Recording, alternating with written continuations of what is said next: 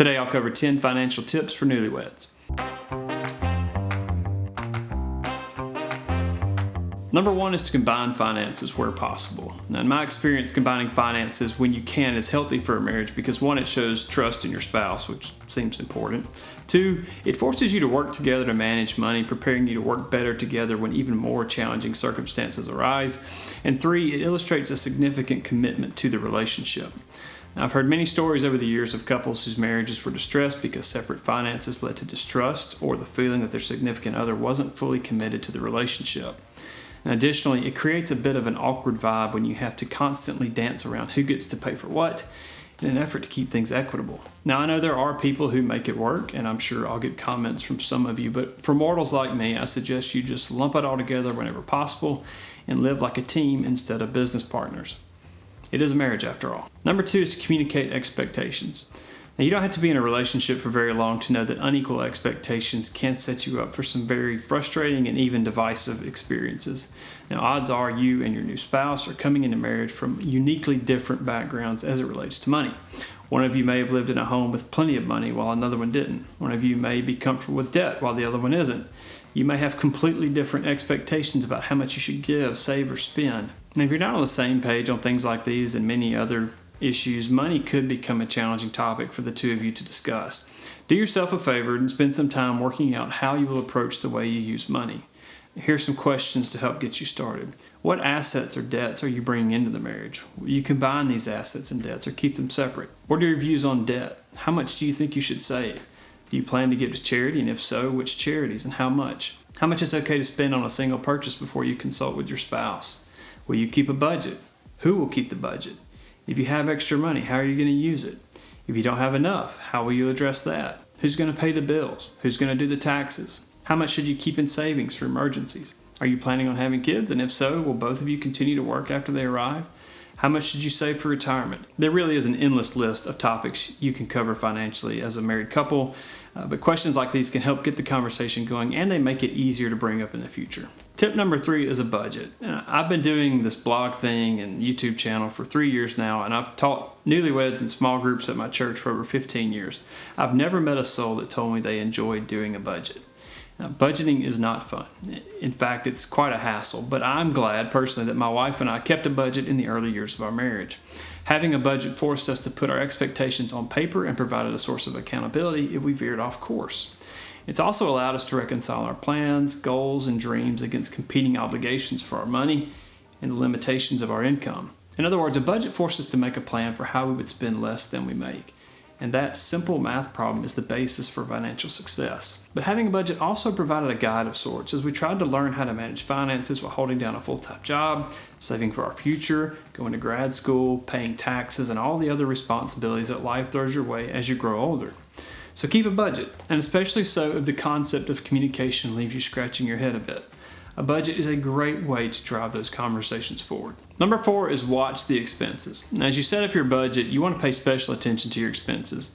It's not uncommon at all for us to think first about all the fun ways to spend our money when we start our first full-time job or when we get married and begin enjoying the efficiencies of two incomes in one household. Now, it's not that there's anything wrong with having your eye on something fun, but all too often we spend every available dollar on consumption items and debts as opposed to prioritizing important but boring stuff like saving for retirement or funding an emergency fund.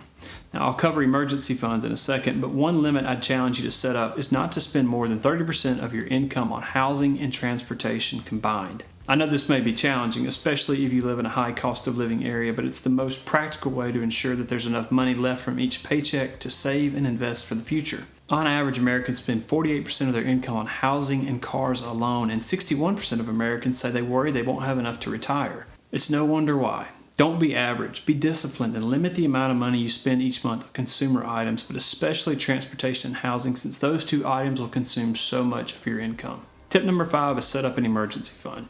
One of the great risk mitigation side effects that comes with a dual income household is multiple sources of revenue. So if one of you loses a job, it will hurt, but not as bad as it would if you were single and lost all of your income. But marriage means that it's also true that you now have 2 mouths to feed, 2 cars to fuel, and at least 2 bodies to clothe, etc. And you need to protect all of these obligations by building up an emergency fund of 3 to 6 months of expenses in case one or both of you lose your job. Now, if you have a relatively secure job, then 3 months may be enough.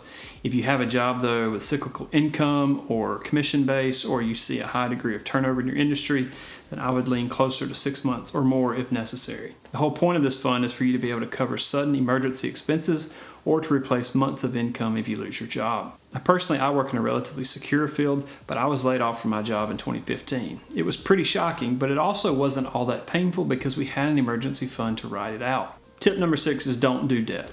Now, one of the most destructive decisions newlywed couples can make is to not take debt seriously. There are a seemingly infinite number of ways to put yourself in a financial hole using debt, and for newlyweds, there's typically no shortage of temptations to lure you into it. Do your best to avoid falling into the debt trap by setting up wise guardrails for yourself. First, avoid taking on debt for depreciating assets like furniture, appliances, consumer goods, and even cars. Now, these debts take an extra toll because they couple interest with the loss in value of the asset. This exposes you to a situation where you may owe more on the item you borrowed money to buy than it's worth. Instead, if you must use debt, use it for items that produce a return on investment like an education or a house. Of course, whenever possible, I recommend paying cash, even for cars. And if you've come into your marriage carrying debt, let me encourage you to pay it off quickly. It will be a great challenge for you and your spouse to focus your attention on while also clearing a path for your financial future. Number 7 is talk about your goals. I am a goal-oriented person. It seems like I have an easier time facing a challenge if there's some measurable personal benefit on the other side of it. However, in marriage, you may find that your personal goals are a source of conflict for you and your spouse if they're in competition with each other. And most often, this is seen when one spouse is a saver and the other is a spender. One of you may be thinking about using your extra cash to pay for vacation or decorations for the house or tools for the garage, while the other one wants to put everything you can into saving for the future. The only way to avoid inevitable conflicts like these is to talk about your priorities and compromise so both parties are at least getting some of what they want.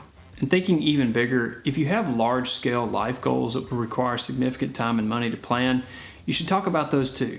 I'm talking about things like a vacation home, a multi-week tour of Europe, classic car collection, starting a business, or just having a bigger house than you live in general. If these are things you really want to work toward, let your spouse know so the two of you can try to get on the same page. Tip number 8 is to get life insurance. If there's anyone depending on your income to support their way of life, then you need life insurance. And this is quite obvious if you have children. But what about before? Well, for newlyweds without kids, I would say you only need life insurance to the extent that your spouse is counting on you financially. So one very common way I see this is if you bought a home and you depend on 2 incomes in order to make the monthly mortgage payments. Could your spouse keep making those payments without your income? If not, then you need life insurance. And 99 times out of 100, term life is going to be the best value for young married couples. This is true as a newlywed and probably for the rest of your life. I am not a fan of permanent whole life insurance. Now, as you're looking for insurance policies, one thing to keep in mind is whether or not you will have kids.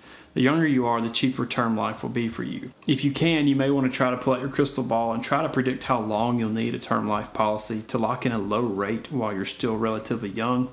The older you get, the more expensive those policies are going to be. Now, another option is to add more coverage once you have kids or there's another life change requiring you to add insurance. And you could just start a new policy in lieu of one, like drop your old policy for that new one.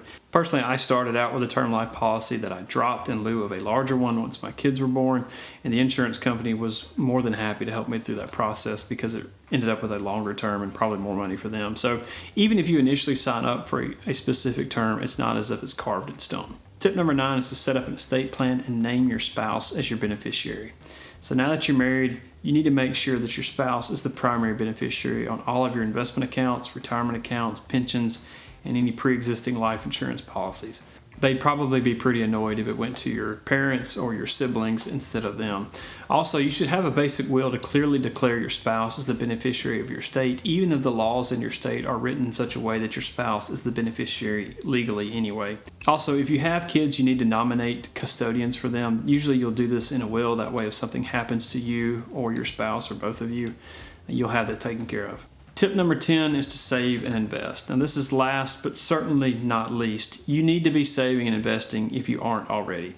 If you're younger newlyweds, then you may feel like you're poor, and I can empathize. I felt the same way when I got married. But if you're newlywed, you're probably incredibly wealthy in terms of time.